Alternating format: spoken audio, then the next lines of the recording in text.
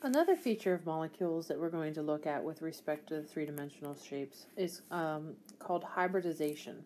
Hybridization describes which orbitals are being overlapped whenever you share electrons between two atoms. And there's a process to determine this, and it's kind of simple.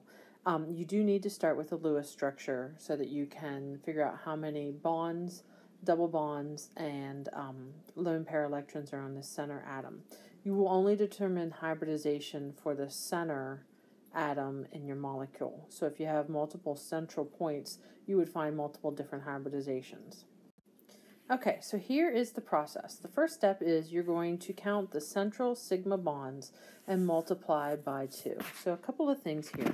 We need to only worry about the center. We're only worrying about the sigma bonds. And in the first step, we're going to multiply by 2. So if you look at the example that I've given you, the CH4 down here, we have only one central atom, so we're going to find the hybridization of that center atom, carbon. And we're going to start off by counting the central sigma bonds. So we have 1, 2, 3, 4. We have 4 single bonds, or 4 sigmas. So we would have 4 bonds, and we're going to multiply that by 2.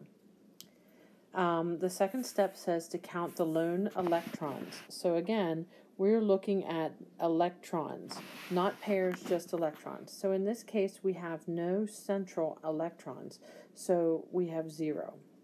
Step 3 says to add these two values, so we would have 8. And then step 4 says to fill in the orbits for getting Hund's rule. So I have drawn out for you a model down here. We have S, we have P, and we have D. You will only ever get partially into D. We are never going to get to F, and in fact, you're only going to be using the first 2 lines of the D section here. After you've done this a couple of times, you won't even need to draw this out, but for the sake of learning, it's drawn out. So what you're going to do is you are going to take these 8 electrons that we have over here, and we're going to fill them up into the orbital diagram for getting Hund's rule. So we're going to start from the left and work our way to the right. We're going to fill up each line as we get there. Okay, so in the first, we're going to put 2 electrons, and we have 8. So that's 1, 2, 3, 4, 5, 6, 7, 8. So I have exhausted my electrons, and I now know what my hybridization is for this carbon. My hybridization is sp3. I have an s orbital and 3 p's being overlapped in this central carbon atom. Okay, so let's look at these 2 examples. On the left, you see SnCl3.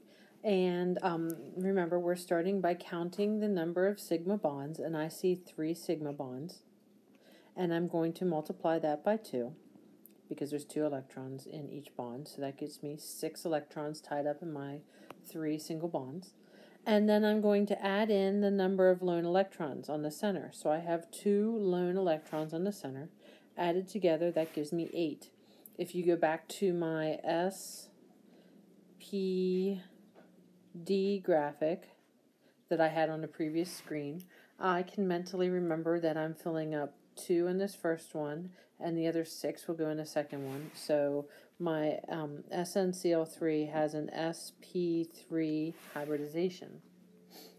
If you come over here on the right and you look at NO3, we are counting our sigma bonds. So I have 1, 2, 3.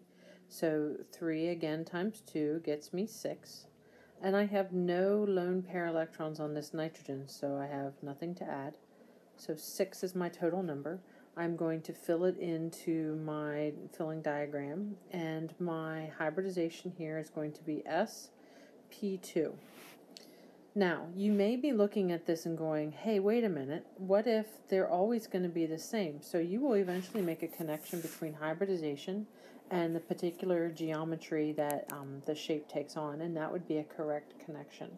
You can always count it out and do the process, or if you've made the connection, then you can remember. Okay, so here's your hybridization homework. You've seen this molecule before. I'd like you to come up with the hybridization for the 3 central atoms. This one is going to be called number 1. This one will be number 2. And this one would be number 3. I want you to determine the hybridization for a molecule or for elements 1, 2, and 3, and then upload that into Schoology.